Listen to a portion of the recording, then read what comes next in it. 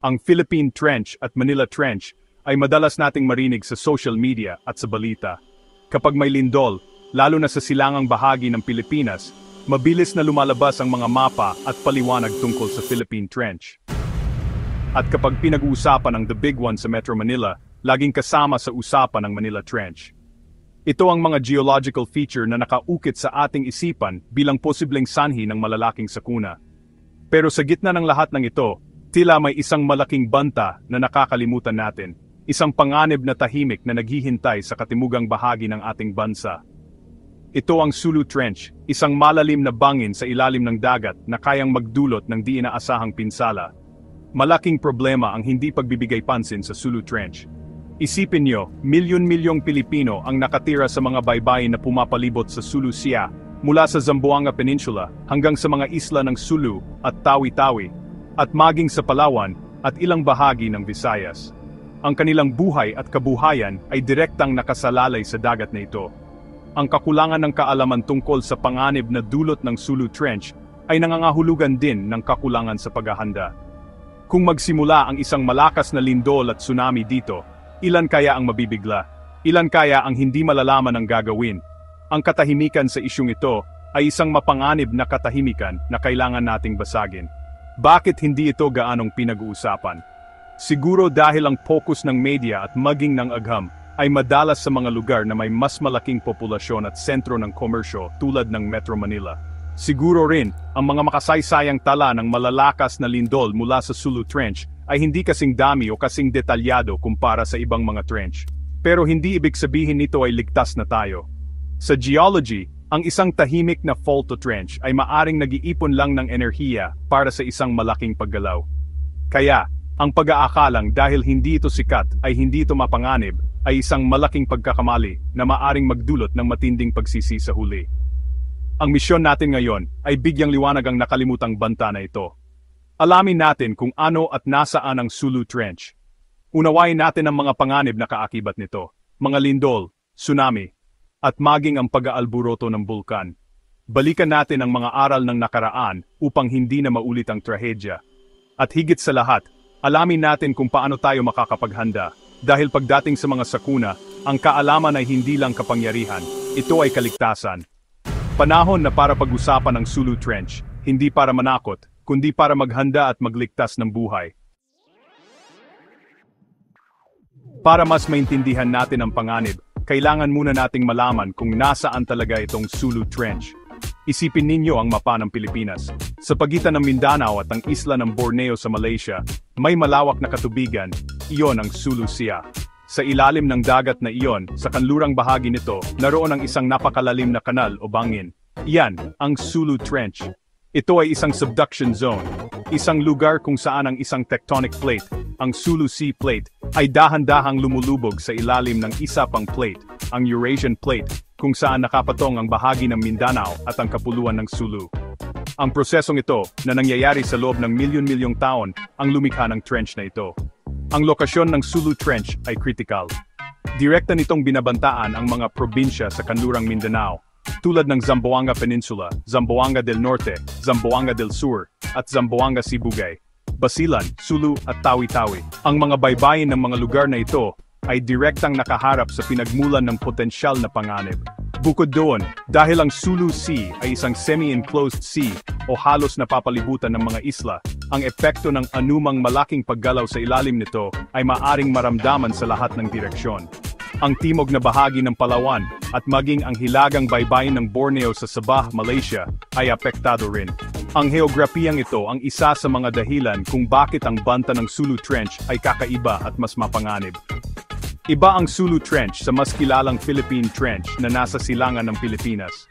Ang Philippine Trench ay nasa Pacific Ocean, isang malawak at bukas na karagatan. Kapag may tsunami doon, ang enerhiya nito ay maaring kumalat sa malawak na lugar. Sa kaso ng Sulu Trench, ang enerhiya ng lindol o tsunami ay mananatili sa loob ng Sulu Sea. Ang mga alon ay maaring magpaikot-ikot sa pagitan ng mga isla, tulad ng tubig na umiikot sa isang batya. Ito ay maaring magresulta sa mas mataas at mas mapaminsalang alon na tatama sa mga kalapit na baybayin ng mas mabilis at halos walang babala. Isang sitwasyon na kailangan nating paghandaan. Ang lalim nito ay umaabot sa mahigit 5,600 metro o 18,400 talampakan. Para magkaroon kayo ng ideya, katumbas iyan ng halos 13 Petronas Towers sa Malaysia, na pinagpatong-patong.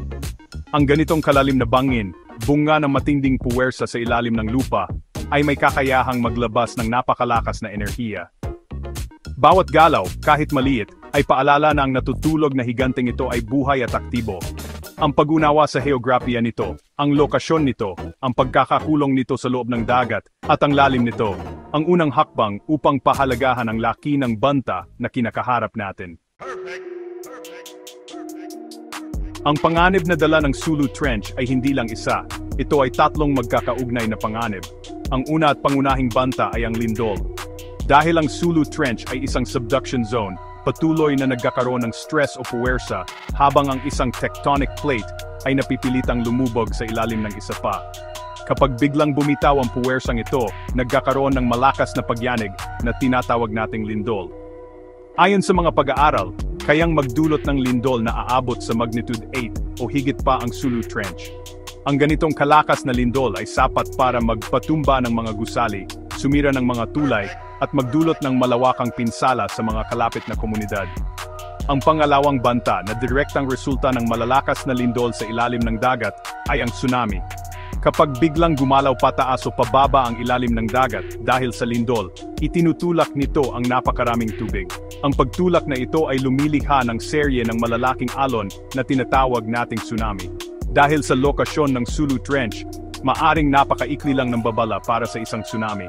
Kung malapit sa baybayin ng sentro ng lindol, maaring dumating ang unang alon ng tsunami sa loob lang ng ilang minuto. Wala ng oras para sa mahabang alerto o paghahanda. Ang tanging babala na maaring maranasan ng mga tao ay ang malakas na pagyanig at ang bigla ang paghupa ng tubig mula sa baybayin. Ang pangatlong banta na hindi gaanong pinag-uusapan ngunit konektado pa rin ay ang aktibidad ng bulkan. Ang proseso ng subduction, kung saan lumulubog ang isang plate, ay nagiging sanhi ng pagkatunaw ng mga bato sa ilalim ng lupa. Ang tunaw na batong ito, o magma, ay umaakyat sa ibabaw at bumubuo ng mga bulkan. Ang rehiyon ng Sulu Archipelago ay bahagi ng tinatawag na Sulu Volcanic Arc. Bagamat marami sa mga bulkan dito ay itinuturing na hindi aktibo o posibleng aktibo, ang malakas na paggalaw sa Sulu Trench ay maaring mag-trigger ng aktibidad ng bulkan. Maari itong magdulot ng phreatic eruptions o mas malakas pang pagsabog na nagdaragdag ng isa pang layer ng panganib sa mga nakapaligid na komunidad. Kaya kapag pinag-uusapan natin ang Sulu Trench, hindi lang lindol ang dapat nating isipin. Dapat nating isipin ang isang domino effect. Nagsisimula sa isang malakas na pagyanig, susundan ng mabilis at mapaminsalang tsunami, at posibleng samahan pa ng paggababag ng bulkan. Ito ay isang komplikadong senaryo ng kalamidad na nangangailangan ng komprehensibong paghahanda. Bawat banta ay may sariling hamon, at ang sabay-sabay na epekto nito ay maaring magdulot ng krisis na hindi pa natin nakikita sa rehiyong ito. Mahalaga ang pag-unawa sa tatlong banta na ito upang makagawa tayo ng epektibong plano para sa kaligtasan ng lahat. Ang panganib na dala ng mga trenches sa Mindanao ay hindi na lang basta teorya. Mayroon na tayong malagim na pangyayari sa ating kasaysayan na nagsisilbing masakit na paalala.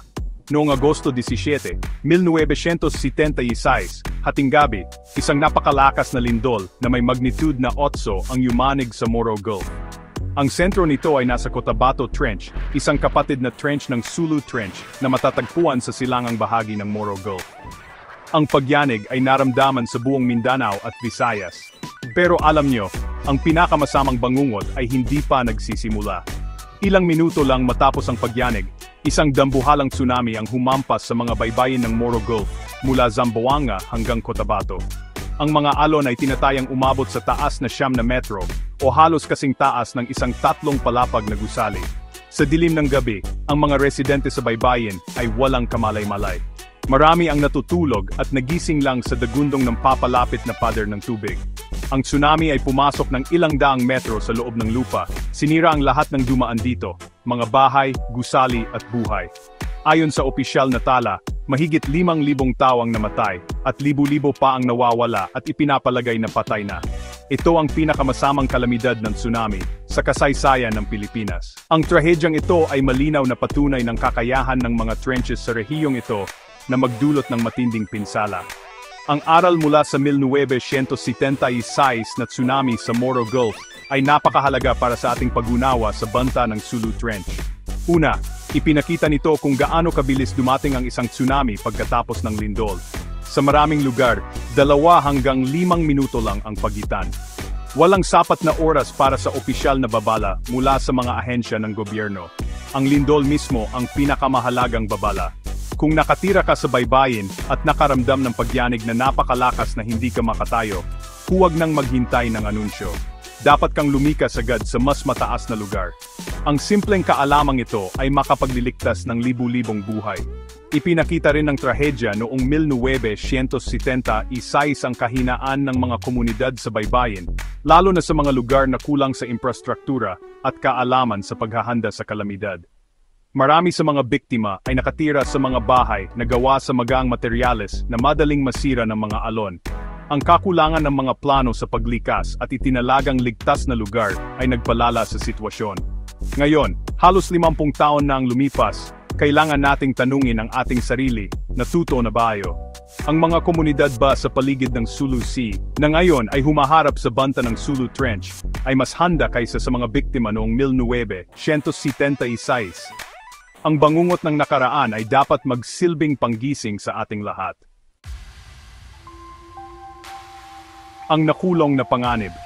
May magtatanong, bakit natin binibigyan ng espesyal na pansin ang Sulu Trench gayong marami namang trenches sa Pilipinas? Ang sagot ay nasa kakaibang heograpiya ng Dagat Sulu. Gaya ng nabanggit kanina, ang Dagat Sulu ay isang semi-enclosed na basin. Napapaligiran ito ng mga isla, ang Mindanao at ang Sulu Archipelago sa silangan, Palawan sa hilagang kanluran, at Borneo sa timog kanluran. Kung magmumula ang malakas na lindol at tsunami sa Sulu Trench, ang enerhiya nito ay hindi lang basta mawawala sa malawak na karagatan. Sa halip, ito ay makukulong at iikot sa loob ng Dagat Sulu, parang tubig sa isang malaking palanggana na biglang niyugyog. Ang epektong ito ay tinatawag na basin oscillation o basin resonance. Ang mga alon ng tsunami ay maaring magpabalik-balik sa pagitan ng mga baybayin ng Mindanao at Palawan. Ito ay maaaring magresulta sa maraming bagay. Una, maaring mas matagal bago dumating ang mga mapanirang alon. Bagaman mabilis na darating ang unang alon, ang mga susunod na alon, na maaring kasing lakas o mas malakas pa, ay maaring dumating pagkalipas ng ilang oras. Ang mga taong nagakalang tapos na ang panganib at bumalik sa kanilang mga bahay, ay maaring maabutan ng mga huling alon na ito. Pangalawa, ang pag-ipon ng enerhiya sa loob ng basin, ay maaring magpalakas at magpataas ng mga alon sa ilang lugar. Ang isa pang malaking panganib na idudulot nito ay sa maraming tao na nasa laot. Ang Dagat Sulu ay isang pangunahing pangisdaan at ruta ng barko. Libu-libong mangingisda ang nasa laot anumang oras, sakay ng maliliit na bangka. Daan-daang barko mula sa malalaking passenger ferries hanggang sa mga cargo vessel ay dumadaan dito araw-araw, nag-ugnay sa Zamboanga, Sulu, Tawi-Tawi at iba pang mga daungan. Sa gitna ng bukas na karagatan, maaring hindi gaanong maramdaman ng tsunami, maaring bahagya lang ang pagtaas ng tubig. Ngunit habang papalapit ang mga barkong ito sa mababaw na tubig ng mga daungan, sasalubungin sila ng magulong alon at malakas na agos na maaring magpataob sa kanila o itulak sila sa baybayin. Ang dami ng mga baybayin na sabay-sabay na maapektuhan ay isa pang dahilan kung bakit mas mapanganib ang sitwasyon. Hindi lang sa isang direksyon tatama ang tsunami. Tatama ito sa Zamboanga Peninsula, sa buong Sulu Archipelago, Tawi-Tawi, Timog Palawan, at maging sa ilang bahagi ng Negros Island at Panay. Napakalaki ng posibleng pinsala na magpapahirap sa anumang rescue at relief operations. Kung sabay-sabay na humingi ng tulong ang lahat ng mga lugar na ito, saan magsisimula ang mga taga-tugon? Ang nakakulong na heograpiya ng Dagat Sulu ay nangangahulugan ng mas komplikado, mas malawak, at posibleng mas nakamamatay na sakuna. Ang isang malaking dahilan kung bakit nakalimutan ang banta ng Sulu Trench ay ang kakulangan sa kaalaman at kahandaan, lalo na sa mga komunidad na direktang apektado. Maraming dahilan kung bakit ganito. Una, Gaya ng nabanggit, ang focus ng pambansang media at maging ng mga ahensya ng kalamidad ay madalas sa mga banta sa Luzon at Visayas. Ang mga earthquake drill at kampanya para sa tsunami awareness ay hindi kasing dalas at kalawak sa malalayong isla ng Sulu at Tawi-Tawi kumpara sa ibang bahagi ng bansa. Ang resulta, maraming residente ang hindi nakakaalam na may panganib na nagkukubli sa ilalim ng dagat na pinagkukuhanan nila ng ikinabubuhay. Ang kahirapan at patuloy na labanan sa rehiyon ay lalo pang nagpapalala sa sitwasyon. Sa mga lugar kung saan ang pang-araw-araw na problema ng mga tao ay kung paano magkalaman ng hapagkainan o kung paano manatiling ligtas mula sa armadong labanan, ang paghahanda para sa isang kalamidad na maaring mangyari o hindi ay hindi prioridad. Ang mga pamilyang nakatira sa mga komunidad sa baybayin na madalas kabilang sa pinakamahihirap ay hindi kayang magtayo ng mga bahay na matibay sa lindol o lumipat sa mas ligtas na lugar. Ang kanilang pagiging vulnerable sa mga kalamidad ay hindi lamang pisikal kundi pati na rin panlipunan at pang-ekonomiya. May issue rin sa kakulangan ng infrastruktura para sa babala at pagtugon sa kalamidad. Bagamat mayroon tayong PVOLCs na nagbabantay sa mga lindol at tsunami, gaano kabilis makakarating ang kanilang babala sa isang mangingisda sa gitna ng dagat o sa isang liblib na barangay sa Tawi-Tawi na walang signal ng cellphone o internet. Ang mga tsunami warning siren na karaniwan sa ibang bansa ay bihira kung hindi man wala sa maraming coastal area ng Sulu Sea. Ang kakulangan ng mga karatula para sa evacuation route, itinalagang ligtas na lugar at nakahandang relief goods ay nangangahulugang kahit may babala, marami pa rin ang hindi makaalam kung saan pupunta o kung paano makakaligtas. Ang kulturang bahala na ay isa ring hadlang. Dahil matagal nang walang malaking tsunami sa lugar na ito, maliban sa nangyari noong 1976 na marami na ang nakalimot, marami ang nag-aakala na hindi ito mangyayari sa kanilang buhay. Ang mga kuwento ng mga matatanda tungkol sa malalaking alon ay tinuturing lamang na mga alamat. Ang pagiging kampante o labis na kumpiyansa ay isang mapanganib na kaaway. Kailangan nating maunawaan na ang mga natural na kalamidad ay hindi pumipili ng oras o henerasyon. Ang pagiging handa ay hindi pagiging praning. Ito ay pagiging responsable para sa ating sariling kaligtasan at ng ating mga pamilya. Ang totoo, malinaw, ang Sulu Trench ay isang tunay at seryosong banta sa milyon-milyong Pilipino sa timog kanlurang bahagi ng Pilipinas. Ang katahimikan nito ay hindi dapat ipagkamali sa kapayapaan, kundi isang babala na baka nagtitipon ito ng lakas. Hindi na natin pwedeng balewalain ang panganib na ito. Ang pagiging kampante ay isang luho na hindi natin kayang bilhin, lalo na kung buhay ang nakataya. Ang panawagan ngayon ay malinaw at kailangan marinig ng lahat, mula sa ordinaryong mamamayan hanggang sa mga lokal na opisyal at sa pambansang gobyerno. Kailangan nating kumilos at kailangan nating kumilos ngayon. Para sa mga residente ng Zamboanga Peninsula, Basilan, Sulu, Tawi-Tawi at Palawan, ang unang hakbang ay kaalaman. Alamin kung ang inyong komunidad ay nasa lugar na madalas tamaan ng tsunami. Alamin kung saan ang pinakamalapit na mataas na lugar na pwedeng magsilbing evacuation center. Turuan ang inyong pamilya ng pinakamahalagang babala. Kung may malakas na lindol na hindi kayo makatayo, huwag nang maghintay, lumikas agad palayo sa baybayin. Maghanda ng go bag na may pagkain, tubig, isang first aid kit, flashlight at radyo. Ang simpleng paghahanda na ito ay pwedeng maging susi sa pagitan ng buhay at kamatayan. Makilahok sa mga earthquake at tsunami drill kung mayroon sa inyong lugar. Para sa ating gobyerno, mula lokal hanggang nasyonal, ang panawagan ay bigyan ng prioridad ang rehiyong ito. Kailangan palakasin ang mga kampanya sa pagpapakalat ng impormasyon tungkol sa banta ng Sulu Trench. Maglagay ng mas maraming seismic at sea level monitoring stations sa Sulu Sea para mas mabilis matukoy ang panganib. Maglagay ng public warning systems tulad ng mga sirena sa mga high-risk na coastal areas. Gumawa ng malinaw na evacuation plans at magtayo ng matibay na evacuation centers. Higit sa lahat, isama ang disaster risk reduction sa pagpaplano para sa kapayapaan at pag-unlad. Ang paghahanda sa kalamidad ay hindi pwedeng ihiwalay sa pagtugon sa kahirapan at kaguluhan. Tandaan natin, ang paghahanda sa kalamidad ay responsibilidad ng bawat isa. Ang pagbalewala sa banta ng Sulu Trench ay isang panganib na hindi natin dapat harapin. Balikan natin ang aral ng 1976 Moro Gulf Tsunami at siguraduhin na ang ganitong kalaking trahedya ay hindi na mauulit. Panahon na para bigyan ng pansin ang nakalimutang banta sa timog. Maghanda tayo, makialam, at mag-ingat tayong lahat. Dahil sa huli, ang kaligtasan ng bawat isa sa atin ay nakasalalay sa ating pagkakaisa at paghahanda. Huwag na nating hintayin na magising ang higante. Unahan na natin ito sa pamamagitan ng paghahanda.